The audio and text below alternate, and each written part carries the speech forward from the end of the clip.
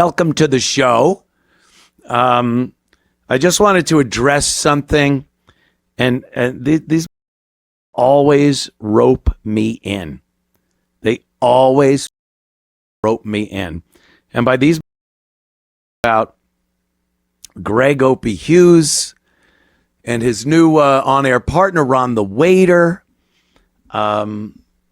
Godspeed to them. I never wish any ill will upon anybody, except maybe Stuttering John, but no ill will. You know, they do a show together, and more power to you. Because I've always said, everyone that watches this show knows, I've always said, the more podcasts, the better. What we need as a society, more podcasts. So they're doing something over there, and that's great. Have at it. But the Opester, and this has been an issue with the Opester. He feels compelled to believe anything people say in the chat or in a DM, or if Ron the Waiter is saying it. If you don't know who or what I'm talking about, just bear with me, because we have pages of black people news. So fear not. I just wanted to get this out of the way, clear up a couple of things. So I on one of their previous shows, Ron the Waiter, he's from Boston, said to Opie that Anthony, your ex-partner, your ex-partner, Anthony, he DM'd me. He DM'd me and said that he thinks I'm doing a great job. And I never DM'd, text, nothing, Ron the Waiter. Irregardless of how I feel about this guy, I never DM'd him. Until today. Today I DM'd him on Facebook. I never use my Facebook. But it's the only way I could DM him. And I explained to him that this is indeed the authentic Anthony. You were bamboozled by a fake account, and you had told Greg that I was DMing you. And as you could tell, because this is my account, I've never DM'd you before. And I said, Greg gets very agitated or something, you know, whatever word I used. So I would hope you'd clear this misconception up with as much energy as you started it with, you know, on the show. So yeah, because Opie was on there going, because Ron said that I DM'd him, and then Opie gets on and starts saying like, why are you DMing him? Why would you do that? I don't even know what he does, and he's DMing you. He just believes, unless it's something about him that he doesn't want people to know, then he won't believe it. And he'll go that it's all lies, made up, that's not true. But anything else is absolutely true. All you got to do is DM him or send him a super chat, or Ron the Waiter can get DM'd by a fake account and tell him, or Ron the Waiter was just straight up bullshitting and lying about the whole thing. I don't know. So I sent that to Ron the Waiter, and then I texted Opie. I texted the Opester. And this was what I wrote right here. One of your problems is that you believe everything anyone tells you. I've never DM'd Ron. You hear something and run with it like it's the truth. That is my post. No exclamation points. Just One of your problems is that you believe everything anyone tells you. I've never DM'd Ron. You hear something and run with it like it's the truth. That was the entire text. So apparently he was on with Ron saying that I angrily texted him in the middle of the night. The time code is here, 10:30 p.m. 10:30 p.m. is the middle of the night for a baby or someone in hospice care. 10:30 is pretty early in the evening. He read it at 4:12 a.m., so maybe he thought I had just sent it. I don't know who is up at the ungodly hour of 4:12 a.m. unless you're up from the night before, but that's the middle of the night for me, is 4:12 a.m. But 10:35 p.m., I texted him a very level-headed, not angry post. But again, he just gets it in his head that I'm you. Hi, this is Anthony Cumia. Hello, I'm Gavin McInnes. And together we're Compound Censored. And we would like you to subscribe with this deal using this promo code right below me right now. Do it, because it's very entertaining. 3 a.m, I'm all drunk. That's his, like the image he conjures up, and it becomes gospel. That becomes what it actually is. So between him and Ron the waiter with this stuff, like I figured I would just clear it up, you know. But yeah, I never DM'd him. I wish them only the best in their future podcasting endeavors. And that's it. That's the way it goes. But, you know, like I said, I don't know if he's lying or something. If Ron was just trying to get Opie all agitated. Yeah, who was it? It was, Pat Dixon. Pat Dixon texted me and said that he said that I was texting him angrily in the middle of the night. Let me see. Yep. Well, there you go. I'm going to be in Vegas for Hackamania, April 9th, 10th, and 11th, out in Vegas. And that should be a lot of fun. Also, considering my brother Joe, Mikey Cuffs, and Poker Mike. You might remember Poker Mike as Stuttering John's very short-term friend that Stuttering John brought over to my house in Roslyn to play poker with and grubbed money off of his buddy, Poker Mike, never paid him back. And Poker Mike is a dear friend of ours, And Stuttering John has insane problems with Poker Mike. Well, there you go. There's your Dabbleverse news. Let's see, 30, 40, 50. All right, 20 minutes. Not even. Probably 15 minutes, maybe even less because we started late. So when people go, oh my God, he did the whole show. He spent his whole show talking about me. It was 15 minutes. Let's just keep that straight too. Everything gets blown out of proportion. The hyperbole flies in the Dabbleverse, doesn't it? It's like the speed of light in the universe. It warps things and makes things longer or shorter, bigger, smaller. That's what the Dabbleverse does with lies. It makes them huge in the Dabbleverse. The Dabbleverse. I can't believe that's a thing. I can't believe there is something called the Dabbleverse and it's a thing. And there are big planets or heavenly bodies in the Dabbleverse. And then there are smaller ones that orbit some of these bigger things in the Dabbleverse. And then there's little comets that come in and then they go back out. It's amazing. Amazing.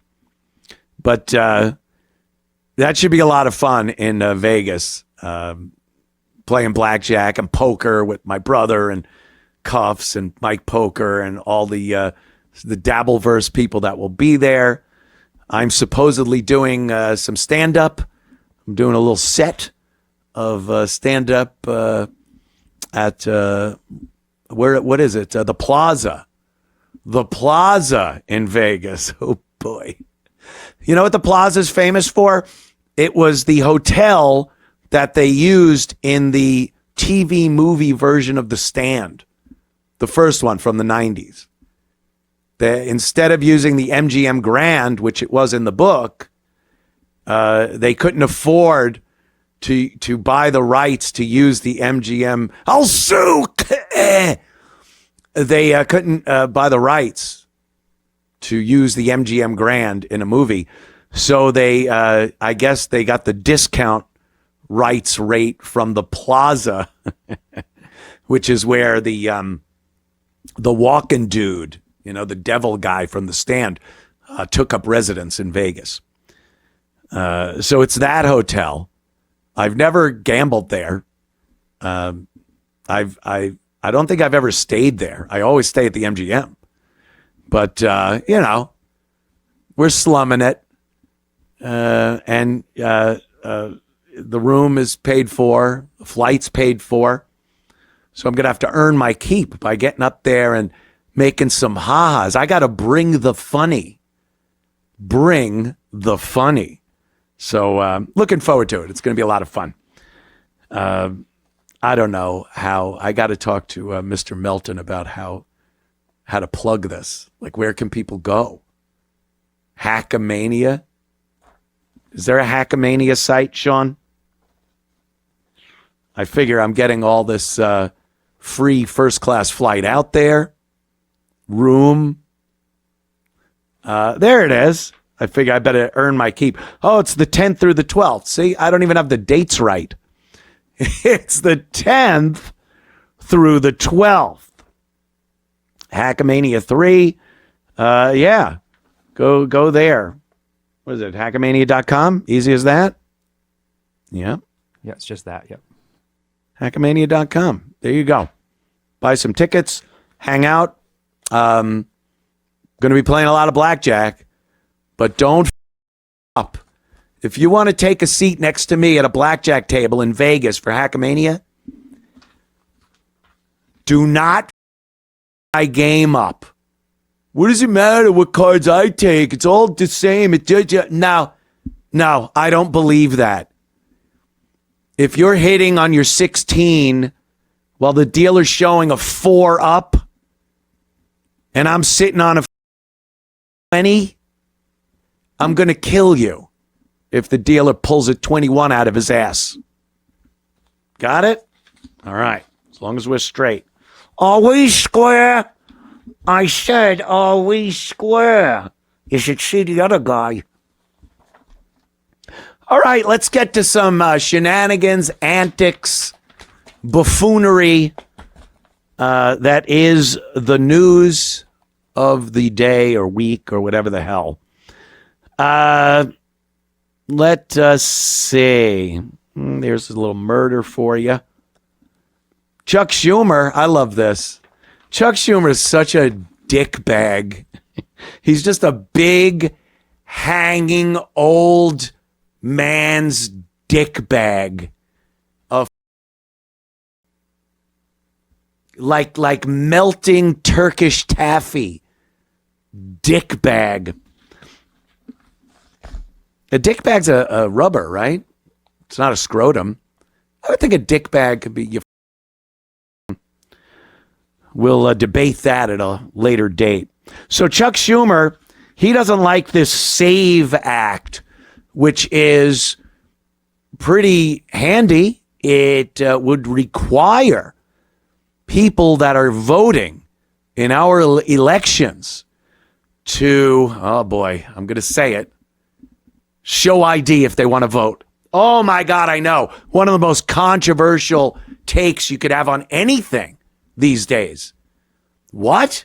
Show an ID in order to vote? Prove perhaps that you are a legal resident of the United States of America? That's outrageous. That is outrageous. But that's what the SAVE Act is, saving our democracy, saving the sanctity and integrity of our elections. And the Democrats don't want that. And let's be very honest about this as to why they don't want this. They want illegal aliens to vote. They don't want to deport them. They don't want them to have any consequences for their crimes. And they want them to be able to vote without any ID. Now, why would that be? That they vote Democrat. And that's what, if they voted Republican, you would see the Democrats kicking every Mexican's ass across the border so fast. But they inherently vote Democrat because they think Democrats are going to feed them little fish food that they give them. And every election, they come to the top and they eat, they vote, and then back down to eating your own shit out of the gravel. That's what happens. And the dummies fall for it every time and think the Democrats actually care about them. So they'll do anything to keep illegals in this country, villainize any organization, any agency, any administration that's trying to get them and then prevent them from having to show ID. They give them license. They give them commercial driver's license to drive trucks and mow down poor Amish families, but they won't require them to get identification to vote. This is insane. So Chuck Schumer, he's fighting for the rights of murderers, pedophiles, rapists, and all the rest of the illegal ilk. And he doesn't like this at all. He doesn't want IDs for voting. And this is a great take he has on this. And of course he thinks it's racist. Let's watch. Jess, there's a new Pew Research poll that 95% of Republicans, but also 71% of Democrats like this idea. So why do you not? It's Jim Crow 2.0, and I called it Jim Crow 2.0, and the right wing went nuts all over the internet. That's because they know it's true. What they're trying to do here is the same thing that was done in the South for decades to prevent people of color from voting. For instance, if you change, you're a woman who got married and changed your last name, you won't be able to show ID and you'll be discriminated against. If you can't find a birth certificate or a proper ID, you'll be discriminated against. This is vicious and nasty. And I said to our Republican colleagues, it will not pass the Senate. You will not get a single Democratic vote in the Senate. We're not reviving Jim Crow all over the country. And when the American people hear what exactly it is doing and what its intent is doing, they're going to be against it as well. Oh. So the fact that 80 some odd percent of Republicans and 70 some odd percent of Democrats think that you should have to show ID to vote. The only reason the percentages are that high, Chuck Schumer just said it, is because the American people are stupid. He called you stupid. He said once the American people know what the real thing is, that this is Jim Crow 2.0, then they'll agree with me. And they'll say, no, of course you shouldn't have ID to vote. What a prick this guy is. Once the American people find out what this is all about, and having to have your birth certificate to get a license is bullshit. Here's another thing that they're trying to lie about. They're trying to lie about something we all do and know how to do. Everyone in this country, for the most part, the vast majority of people in this country have a driver's license. They know what it takes to get a driver's license. And there are different forms of identification you could bring to the Department of Motor Vehicle that qualifies to you getting a license. A birth certificate is one of those things. A previous license is one of those things. Then there's a list of a bunch of other things. A utility bill from where you're living. A lease or mortgage statement from the address that you are putting on your form for a license. There are plenty of other options beside just a birth certificate. And the bullshit of a woman not being able to, what is it, 1920? Hey, this dame is trying to get a license. You believe that? She's a flapper. Look at that, nice stems on her, but I'll be damned if I want those stems hitting a gas, brake, or clutch pedal. He's lying. And they're running out of things to lie about, but they are so desperate because they know they need these illegals to vote for them.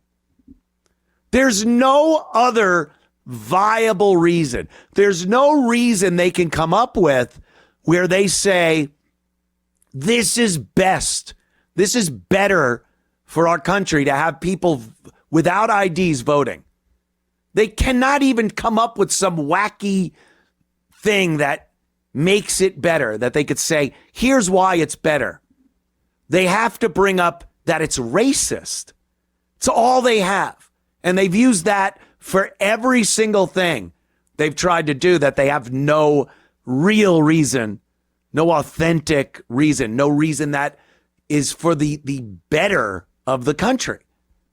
Oh, we can't think of anything? Just call it racist. Jim Crow 2.0? Do you know what Jim Crow entailed? The Jim Crow era in this country? It wasn't just asking for ID to vote. He's equating someone at a voting place, some old bag by the desk. What's your name? Where do you live? What zone are you in? Can I see an ID? Ding, ding, ding, right there when she goes, can I see an ID?